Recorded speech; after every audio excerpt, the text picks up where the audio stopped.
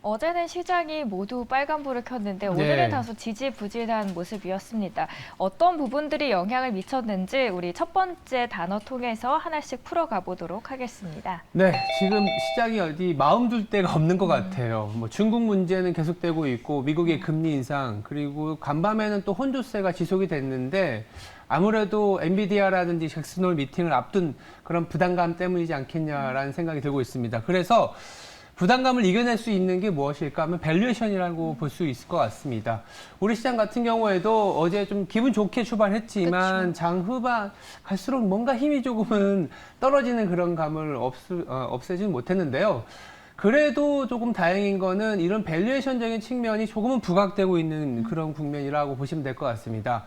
조금은 안정적인 흐름을 보여주면 좋겠지만 지금 워낙 외부의 이벤트들이 너무 많고 간밤에 또 S&P에서 미국의 지역은행들에 대한 신용등급을 또 하향 조정하다 보니까 안 그래도 악화된 투심에 조금 더 약간 악재가 더 끼었다라고 보시면 될 것 같은데요.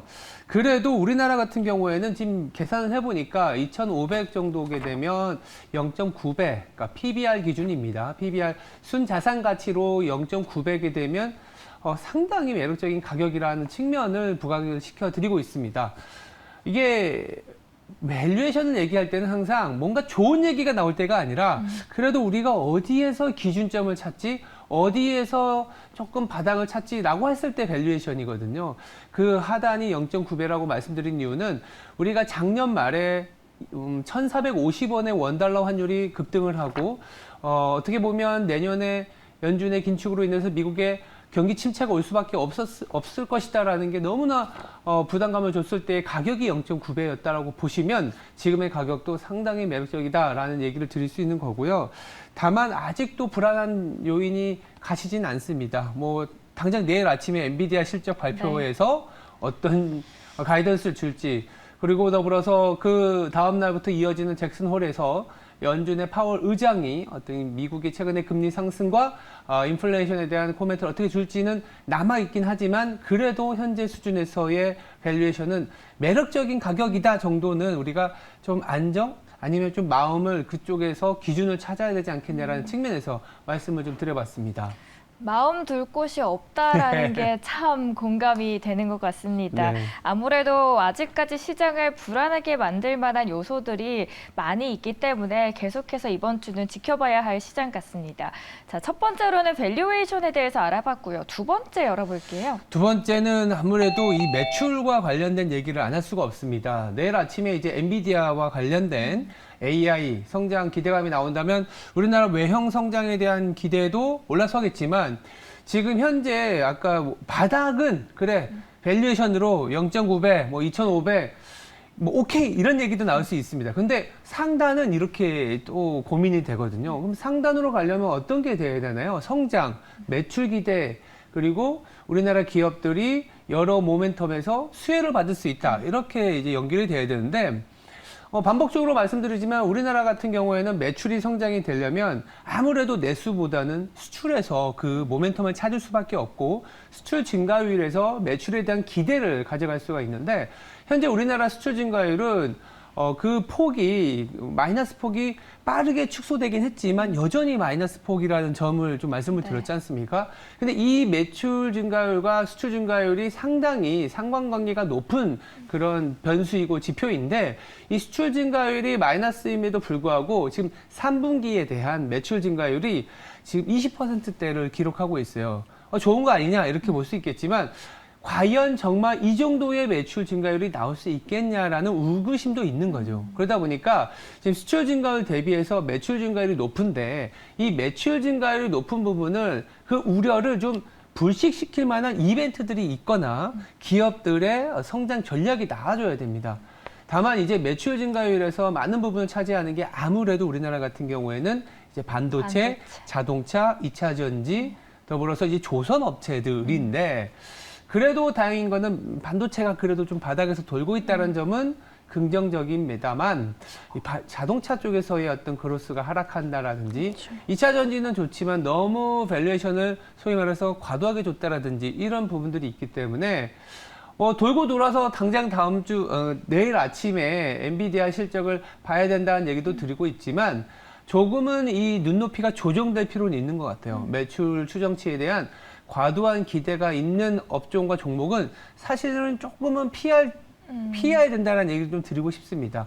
좀 기대가 높으면 뭐랄까요? 실망도 그렇죠. 높지 않습니까? 그래서 지금 기업이나 업종별로 우리나라의 어떤 기업을 보실 때 매출 추정치를 2024년, 2025년 과도하게 좀 좋게 보는 현상은 우리가 좀 배제해야 된다는 측면에서도 한번 말씀을 드려봤습니다. 아무래도 뭐든지 과하면 다소 독이 되는 것 같습니다. 맞습니다. 네, 마지막으로 우리 시장 어떻게 대응할지 만나볼게요. 자, 이렇게 우리 시장에 대해서 기대할 수 있는 건 이제 수급밖에 없는 것 같아요. 당장 실적 시즌이 시작이 되진 않았잖아요. 네. 거의 끝나가는 무렵이고 수출 데이터나 경제 데이터를 통해서 매출이나 우리나라 기업들에 대한 가이드를 잡고 싶지만 좀 과하게 추정이 돼 있고 그런데 밸류에이션적으로 매력이 있고 그렇다면 우리가 기대할 수 있는 거는 수급 어디로 돈이 움직이는지 자산별로는 어디로 가고 있는지 자산 내에서도 주식과 채권, 채권에 아니면 주식이 되면 주식 내에서도 어떤 국가, 어떤 업종, 어떤 종목으로 가는지를 체크해 보는데 우리나라로 따져서 본다면 지금 사실 2차 전지 광풍이 7월에 불고 나서 8월에는 어떻게 보면 2차 전지의 주도력이 좀 떨어지고 개인들의 어떤 개인 투자자들의 매기가 갈팡질팡하고 있거든요. 테마가 하루 단위로 바뀌고 있습니다. 하루가 뭔가요? 오전과 오후가 달라지는 상황인데 이렇게 굉장히 소위 말해서 어지러운 시장일 때 좀 중심 있게 꾸준히 매수가 유입되는 업종을 좀 보자라는 측면에서 외국인과 기관이 동시에 최근에 좀 소위 말해서 담고 있는 업종이 어딘지 제가 한번 데이터를 체크해 봤는데 외국인 같은 경우에는 유통기계, 조선, 보험 순으로 이제 매수가 들어오지만 또 기관은 달라요. 뭐 철강, 유틸리티, 자동차, 조선 쪽인데 동시에 같이 유입이 되는 거는 말씀드린 것처럼 조선 업종이라고 얘기를 좀 드리고 있고 그리고 특이한 거는 최근에 제가 좀 강조하고 있는 건강관리 쪽은 예. 외국인과 기관이 같이 들어오고 있습니다. 아까 말씀드린 것처럼 매출에 대한 추정치가 과한 업종은 피하자라는 측면에서 보면 오히려 건강관리 쪽, 제약바이오 쪽은 매출에 대한 추정치가 과하지는 않은 수준인 네. 거예요. 그러다 보니까 지금 성장성이 남아있는 업종이 어딜까라고 봤을 때 외국인과 기관이 동시에 주목하고 있는 쪽은 건강관리 쪽이다라는 좀 말씀드리고요. 더불어서 이제 유통업체 그리고 통신업체 등 그동안 좀 사실 굉장히 많이 소외되었던 업종들을 좀 눈여겨보고 있다는 측면을 좀 강조드립니다. 좀 재미없는 업종일 수도 있습니다만 최근에 이제 밸류에이션이라든지 너무 부담감 있는 업종보다는 오히려 좀 중장기적으로 미래를 바라보는 측면에서는 유통, 통신 아니면 성장성 최근에 조금 ETF도 상장이 되고 부각이 되고 있는 의료기기나 건강관리 쪽으로 외국인과 기관이 수급이 들어오고 있구나 정도 체크해 보시는 것도 현 시장에서의 대응법의 중요한 포인트지 않겠냐 생각이 듭니다. 어쩔 수 없이 우리는 다시 수급의 동향에 집중을 해봐야 네. 되고 외국인과 기관이 뭘 공통적으로 담았냐 보면 조선과 건강기능식품 쪽 제약 바이오다라고 정리를 해보도록 하겠습니다. 오늘 시장 키포인트 이렇게 세 가지로 요약을 해드리겠습니다. 저희는 월거일부 시간에 더 자세하게 이야기해드리겠습니다.